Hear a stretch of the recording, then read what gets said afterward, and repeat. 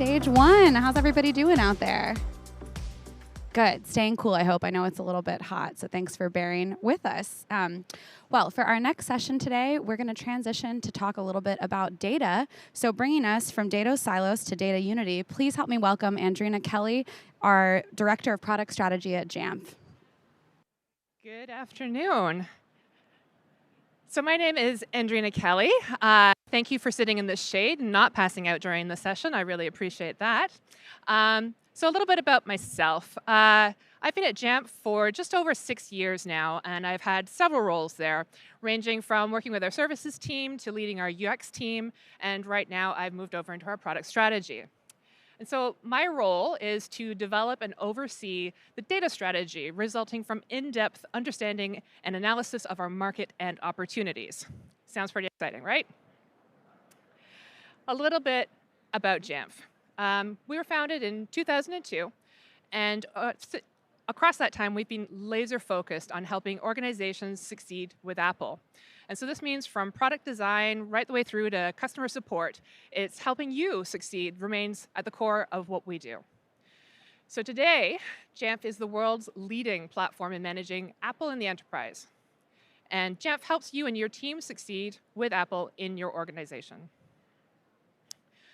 Our CEO, Dean, really sums this up best when he referenced that old iMac commercial from the 90s. So Jamf is really striving to make management so easy that your end users can, step 1, open the box, step 2, power on the device, and there is no step 3. We've been chasing that vision since 2002, and are really excited to continue chasing that today. For a quick view into who are those organizations, you can see that we work with both commercial and educational customers, and we've been really keen on focusing on very specific verticals and solutions for things like healthcare, field services, and retail. But back to our topic for today, moving from data silos to data unity. I'm going to cover why this was such an important topic for us, along with our goal around this entire project. Take a look at the pieces we had to incorporate and the tools we used to put it together, and then how we've leveraged those results to drive better interactions for our customers and better insights for our internal team. So first, why did we even want to do this? In today's day and age, there is some benefit as a user to being anonymous. And user privacy is something that we at Jamf really value also. We're not in the business of needing to know every personal detail about our users, but we do want to make our product user experience better. And personalization really goes a long way towards creating that richer user environment. But personalization doesn't have to mean identification. So first, let's start with how do we actually use Pendo, and how did we evolve into using Pendo? We started out with just 2 subscriptions on 2 of our web-based apps. I first introduced Pendo into the organization when I was leading our user experience team. And our drivers then were really a need to know how our customers were using our software. We wanted to be able to guide our customers through some of the complex workflows that we had as well. And after realizing some really quick value, we expanded to 3 subscriptions. The team quickly evolved into a cross-functional team, while the business was also making some new acquisitions, which quickly then had Pendo implemented in them. It got to the point where our CTO would call me up and say, hey, we've acquired a company, when can we put Pendo in it? And as we grew our subscriptions and our usage, we realized that we needed to dedicate some roles to focusing on both the data and the in-app engagement. And that finally evolved into a dedicated content strategy team and a data strategy team as we hit 7 subscriptions. We maintained our in-app content engagement manager, but brought it in line with all of our customer-facing communications under a single part of our organization in our data strategy team, in our content strategy team. And then the data piece grew to incorporate all aspects of product data. So it's everything from interaction to configuration to telemetry or performance data. And so when we separated our focus areas of our Pendo environment, both teams took on a much more holistic approach to their respective areas. the content strategy team, which included customer education, tech comm, and that in-app engagement team. And then my team, the data strategy team, which took on all aspects of product data, which consists of data experts, technology leadership, business, and subject matter experts. We have a goal of standardizing product data collection and data sets in a trusted and accessible way that allows Jamf to easily measure and take action on product initiatives across our portfolio. So that gives a pretty decent overview on how we're using Pendo and how we've structured our teams. So let's dig back into why this project was so important. So I was talking a little bit about anonymous users before. This, when we first implemented Pendo, was the total amount of information we had about an account or a visitor before we started this project. Our product had some challenges in that it's a 17-year-old product, and we had a combination of self-hosted customers and SaaS customers. And so with this split SaaS self-hosted model, it made it really quite challenging because we're still in a release cycle cadence as opposed to being able to do anything with CI/CD. And because of our requirements around, we have self-hosted, so how are we going to ensure that we've got some data in the product that really speaks to something internally so we can identify what organization this customer is from? What we really wanted to be able to do was segment behavior, provide useful guides that were within context for our users, have some automation in the background, but then also stay compliant with our legal and all of our agreements that we have with our customers around how we are planning to use their data. So now we know why we wanted to tackle this problem, but what was our goal? We had a few things that we needed to consider as we worked towards solving this problem. We needed accurate metadata in Pendo. Without accuracy, it really was kind of that whole adage of garbage in, garbage out. We were not going to be able to succeed our goal. We had legal compliance regulations that we needed to satisfy. We needed to ensure that we were not going to be exposing too much data about our customers or too much data to our internal users that may put them on the wrong side of insider trading. And we also needed flexibility in this solution. We needed the control to be able to update and change what metadata that we were making available in Pendo at any point in time. And so with that, it was time to start gathering together the pieces that were going to help us solve this problem.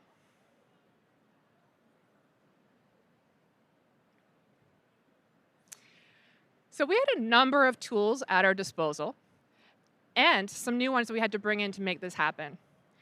Our team members had taken a look at things like the Pendo v1 aggregation API and how the data we did have related to each other, and then how it might all combine to be valuable.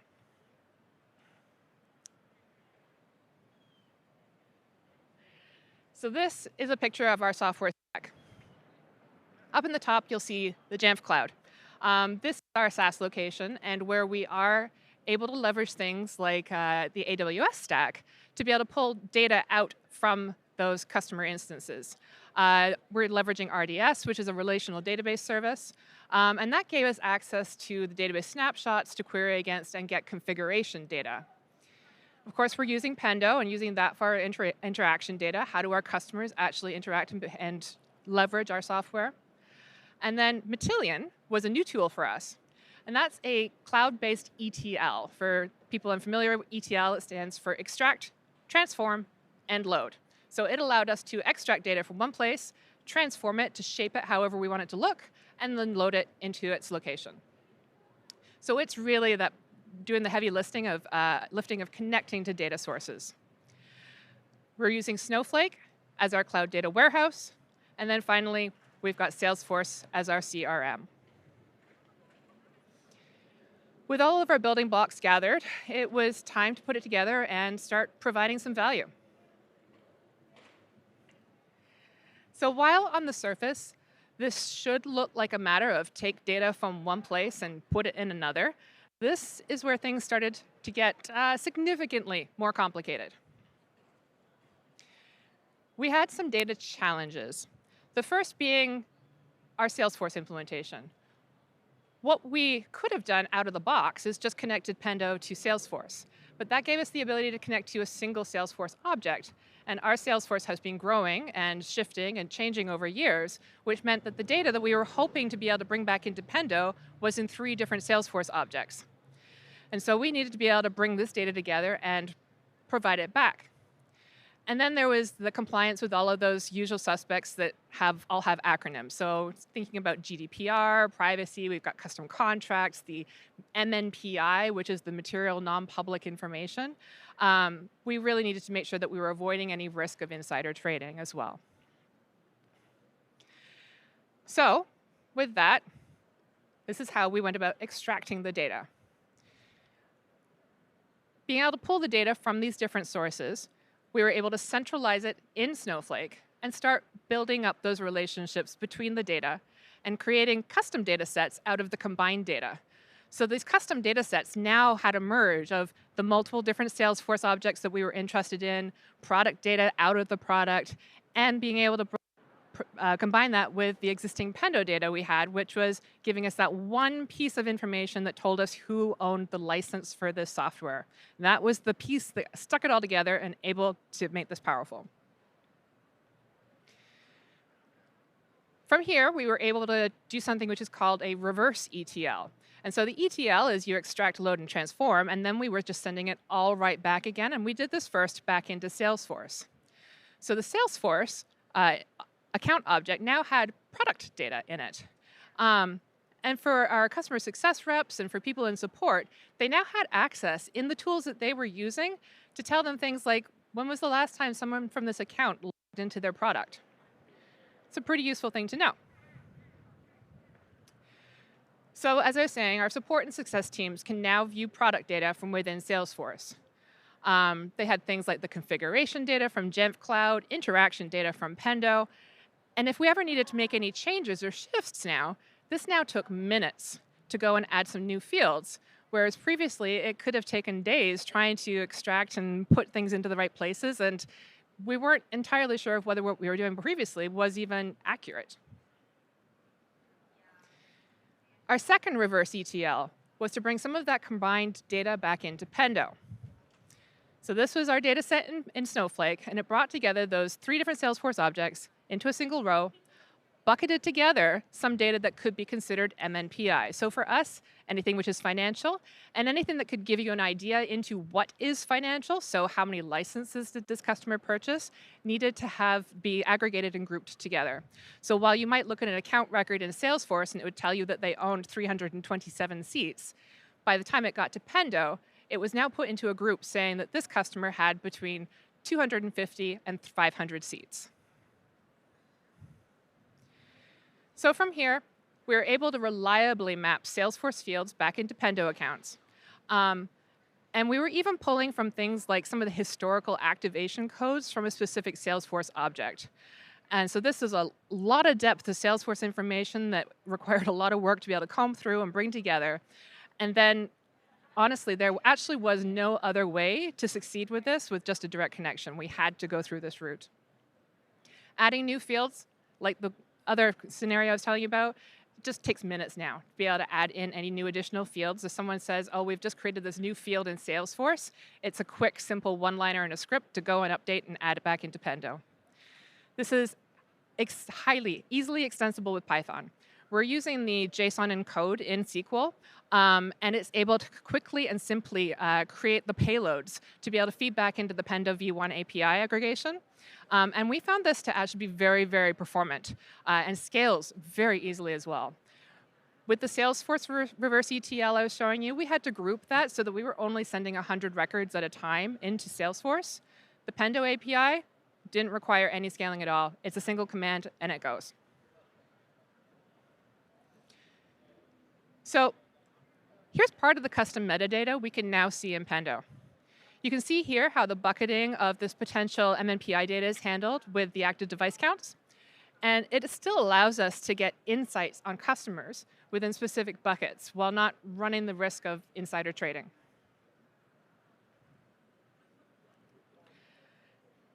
Some more of the metadata that we brought in. You can see here it's a combination of our data from Snowflake, as well as an evaluation flag. So that evaluation flag is the thing that we turn on when a customer has gone through our website and said, I would like to try your software. When someone goes and fills out that form, it actually triggers a command that sends through to the Pendo API saying, check this box. And that checkbox is what powers all of the guides for our evaluation users so that they get a very customized experience for someone who is looking to try the product to help them find the most value there. The other additional insights are insights into the other products that a customer might own from us, for instance. You can see here that this customer owns Jamf Connect as well as Jamf Pro that we are looking at. And this is actually solving a challenge for us about being able to communicate with a product line that doesn't actually have a web interface. Jamf Connect is a tool that allows our users to be able to connect their login. And so as such, there isn't really a web interface, and this allowed us to communicate release activities to those customers. So the custom metadata we just saw was already pretty valuable, but how about putting that into practice within Pendo, and what other value did it bring us? Our teams would ask questions about how different verticals were using our product, and was their usage different? We'd get questions about, well, what about the customer size or the customer geography? And, well, how about their health score? How does this person's behavior look different when they have a high health score compared to the other health scores that we've got? And these were things that, before this project, we simply could not answer. I was getting feedback from some of our team members that Pendo wasn't useful. And to them, it wasn't useful enough because it was only giving generalized data. And so, did we solve that? Right here, we're showing a couple of different areas of focus between different verticals. We've got our commercial vertical and our education vertical. The different colored dots show the different product areas. And so what we could see from this is that our commercial users are, in fact, using different product areas compared to our educational verticals, which is to be expected, but now with this additional metadata, absolutely confirms product usage. This is also based on the daily, weekly, and monthly active users. And what we're basing around here is the metadata around the health score that our teams had been creating already. And so what this gave us was actually two things. First, it gave us confirmation of our existing health scores. Our health scores were being built off of a number of different interactions that our customers were already having with us, and we're now starting to add some product data back into those health scores. But right out the gate, before we had any product data in our health scores, we took a look at these graphs, and we were seeing that our excellent health scores had a very different daily, weekly, monthly user activity compared to our customers who were at risk. The second thing that it gave us was metrics that we as a team can focus on, and it allows us to improve things within very specific segments. When we were looking at our daily, weekly, monthly usage previously, of course, it was an aggregation across every customer. Now with this segmentation, we can really focus in on specific sets. And then the other thing that it gave us was that really personalized experience without compromising our user privacy. So this is what I was talking about before, where we're able to based on some of that account metadata. And so this is pulling from Salesforce, telling us that this customer has purchased the other product and allows us to announce a guide to them saying that, hey, we've got a new release of this other complementary product that you also own from us. So wrapping back up, well, so why did we do this? We didn't have enough data to help us make decisions and provide a personalized experience for our users. Our goal was to create a flexible, accurate, complete understanding of our customers and have it easy for our internal Jamfs to use. For the building blocks, we had several tools used to solve this problem, and no one tool was going to fix this. But the combination helped us create the scenario that would help us satisfy our goal. And of course, putting it together, we had a few hurdles and considerations as we put the solution together. But with our cross-functional team and having individuals who really knew the individual pieces of the puzzle, that really helped us find success here. And so from the results, we're leveraging all of this metadata on a near daily basis across multiple teams now. It's given us insights that just weren't possible natively in Pendo, and has taken several hours of complex work in an external data analysis tool to try and show this previously. We've managed to completely cut that down and have everything native within Pendo now. So I'd like to say thank you for joining us. And there is an ability to engage with Q&A with me if you wanted to scan this QR code. And it links to a community post where I will go and check out your questions and hope to answer them back as soon as I can. Yeah. Thank you so much.